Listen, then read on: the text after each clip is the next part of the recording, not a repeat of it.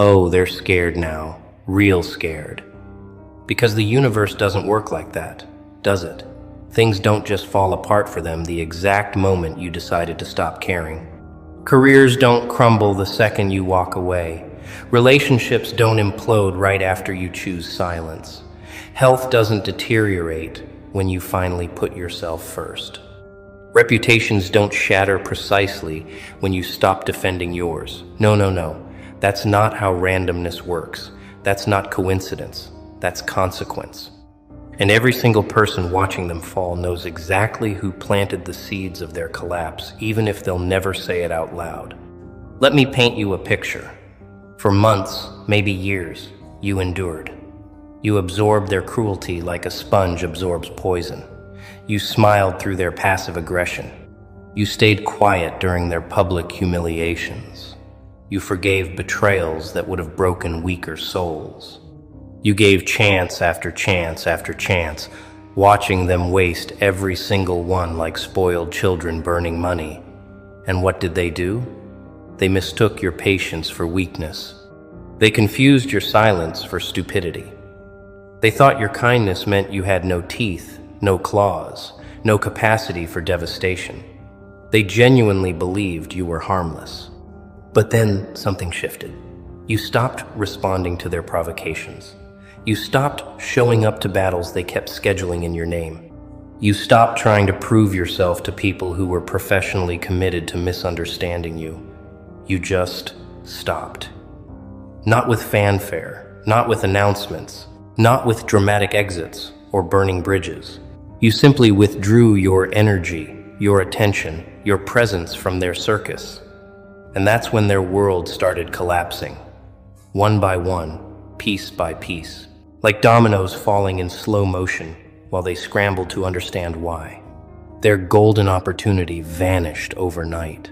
The promotion they bragged about for weeks, gone, given to someone else. Their perfect relationship they flaunted in your face every chance they got, crumbling behind closed doors, arguments, distrust, the kind of chaos they once wished on you. That business venture they were so confident about, the one they said would prove you wrong about everything, failed, spectacularly, publicly, with financial consequences they're still trying to hide, their health, their reputation, their peace of mind. Everything they took for granted while tormenting you started falling apart the moment you stopped feeding them your reaction. And now they're calling it coincidence. They're telling themselves it's just bad luck, unfortunate timing, Mercury in retrograde, a rough patch, anything but the truth. Because the truth, the real truth, is too terrifying for them to face. The truth is that some people carry protection you can't see. Some souls operate under laws you don't understand. And when you push certain individuals past their breaking point, when you take their mercy for granted, when you mistake their peace for passivity, you don't just lose them. You lose everything they were unknowingly holding together for you. You weren't just present in their lives. You were the stabilizer, the silent guardian, the unseen anchor keeping their chaos from consuming them completely. Your energy, whether you realized it or not, was a shield they hid behind while pretending to be strong. Your forgiveness was the glue holding their fragile egos together. Your presence was the mirror that let them believe they were good people despite their actions. And when you removed yourself, when you took back your light, your peace, your protection, they were left exposed to the natural consequences of who they really are. This isn't magic. This isn't curses or spells or supernatural intervention. This is universal law. Energy for energy, cause and effect. Karma isn't some mystical force that strikes people down randomly. Karma is simply the truth catching up. It's the bill coming due. It's the harvest of seeds they planted in darkness, thinking no one was watching. And you were never their enemy. You were their last line of defense against themselves.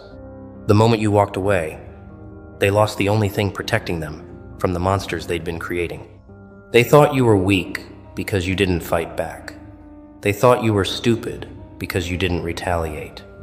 They thought you were broken because you cried in private instead of causing public scenes. But what they didn't understand, what they couldn't comprehend, is that real power doesn't announce itself. Real strength doesn't need validation. Real protection doesn't require spells or rituals or revenge plots. It just requires withdrawal, silence, the complete and total removal of your energy from their equation. And that, my friend, is what you did. You didn't curse them. You released them. You didn't wish harm on them. You simply stopped wishing them well. You didn't pray for their downfall. You just stopped praying for their protection. And the universe, in its infinite intelligence, recognized that shift. It saw you step back. It felt you let go. And in that space, in that vacuum where your light used to shine on their darkness, reality flooded in. Consequences they'd been avoiding for years suddenly had room to breathe. Debts they'd been dodging finally caught up. Lies they'd been telling started unraveling, all because you stopped holding the door closed on their chaos. Now they're panicking. They're looking around at the rubble of their lives, connecting dots they don't want to connect. They remember the exact day you stopped answering their calls. They recall the moment you unfollowed them without explanation. They can pinpoint the week you stopped defending yourself against their accusations. And they're noticing, horrified, that everything started falling apart right after that. Their minds are racing. Their hearts are pounding. Because deep down, beneath all their denial and defensiveness, they know. They absolutely know this isn't coincidence. But here's the thing. They can't say it out loud. They can't admit it to their friends. They can't confess it to themselves without unraveling completely. Because admitting you had that kind of impact would mean admitting they were wrong about you. It would mean acknowledging you were never the villain they painted you as. It would require them to face the uncomfortable truth that they didn't just lose you, they lost their protection, their peace, their last chance at redemption. And that's a pill too bitter to swallow. So they'll keep calling it coincidence. They'll keep pretending it's random. They'll keep telling themselves stories that let them sleep at night. But watch them. Watch how they avoid your name in conversations. Watch how they tense up when someone mentions you. Watch how their eyes dart away when your success comes up. Watch how defensive they get when people suggest maybe, just maybe, they were wrong about you all along. That's not the behavior of people who believe in coincidence. That's the behavior of people who know exactly what they lost and exactly why everything fell apart. You didn't have to do anything except stop doing everything. You didn't have to fight back. You just had to stop fighting for them. You didn't have to seek revenge. You just had to stop protecting them from the consequences of their own actions. You didn't have to curse them. You just had to stop blessing them with your presence, your energy, your silent sacrifices they never appreciated. And that withdrawal was more powerful than any weapon you could have used. Because here's what they're realizing too late. You weren't in their lives by accident. You weren't there to be their punching bag, their emotional dumping ground, their convenient scapegoat. You were there as a test, a mirror, a chance for them to choose better, to be better, to recognize the gift standing right in front of them. And they failed.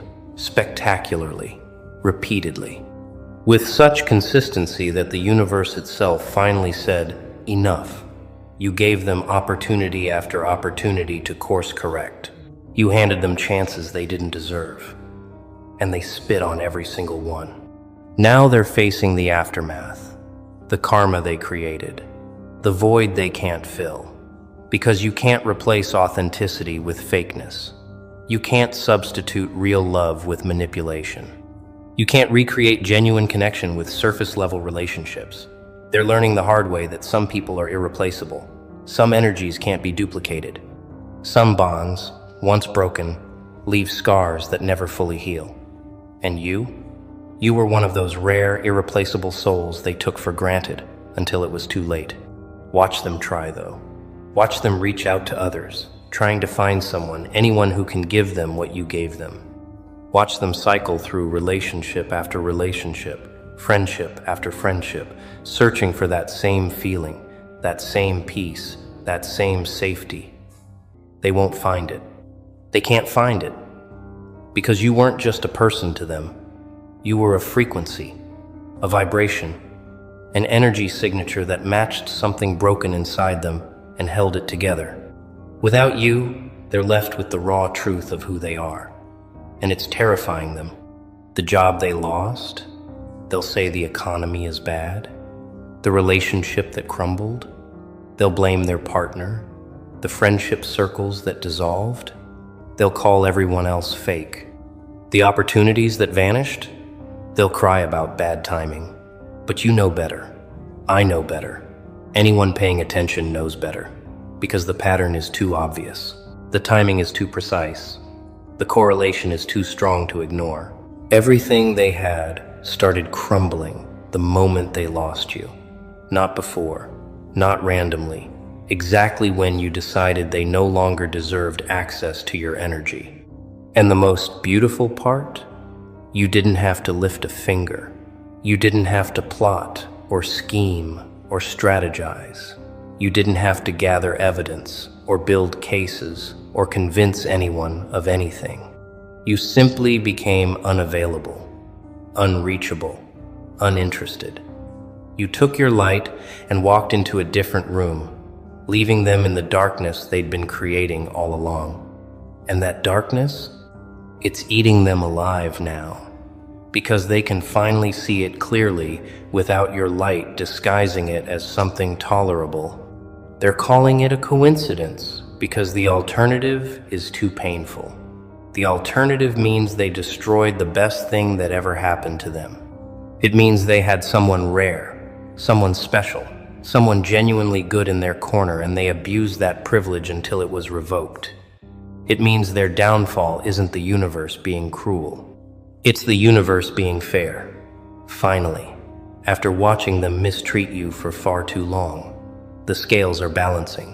The debt is being collected. And they're paying interest on every tear you cried, every night you spent questioning yourself, every moment they made you feel small. This is what happens when you underestimate someone's value until they're gone. This is what happens when you confuse patience with weakness.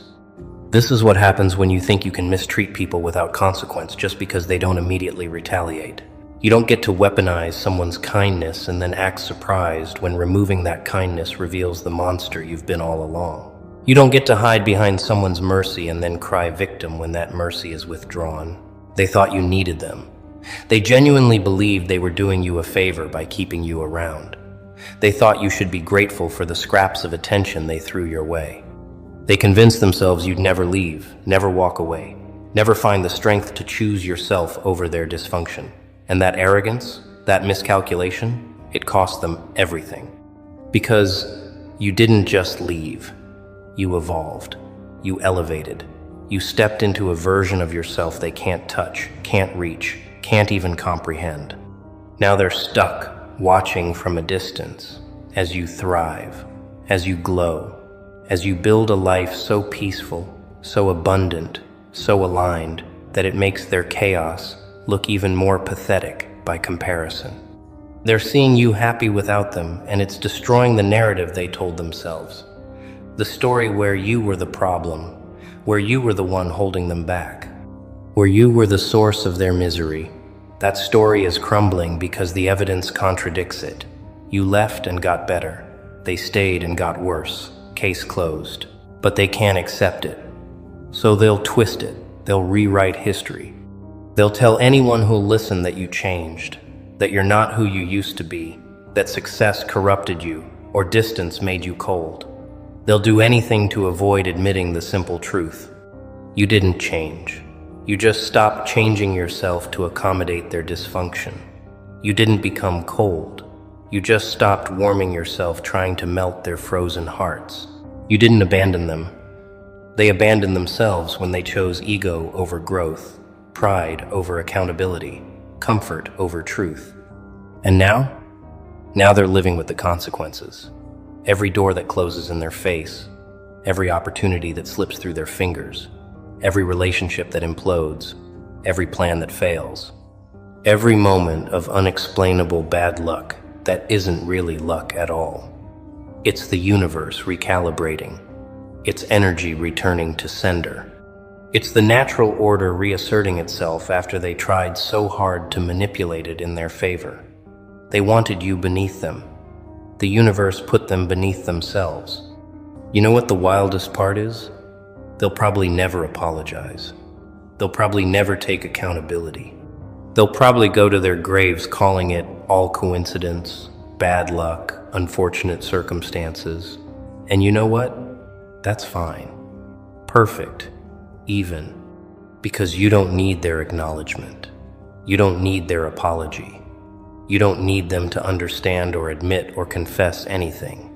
Your peace doesn't require their awareness. Your healing doesn't need their validation.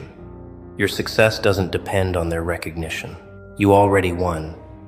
The moment you chose yourself, you won. The moment you walked away from their circus, you won. The moment you stopped explaining yourself to people committed to misunderstanding you, you won. And everything happening to them now? That's just the scoreboard updating to reflect a game that ended the day you decided you were done playing. They lost you. That was the loss. Everything else is just aftermath, consequences. The universe's way of making sure they fully understand the magnitude of what they threw away. So let them call it coincidence. Let them pretend it's random. Let them convince themselves there's no connection between losing you and losing everything else. Because the truth doesn't need their acceptance to be true. The pattern doesn't need their acknowledgement to be real. The karma doesn't need their understanding to keep working. It's going to keep unfolding, keep unraveling, keep revealing, until either they face what they did and genuinely change, or they spiral so far down they become a cautionary tale for others. Meanwhile, you're over here building, creating, healing, thriving, living a life so full of peace it makes their chaos look like self-imposed torture. You're not watching them fall because you're too busy rising. You're not celebrating their struggles because you're too focused on your own victories.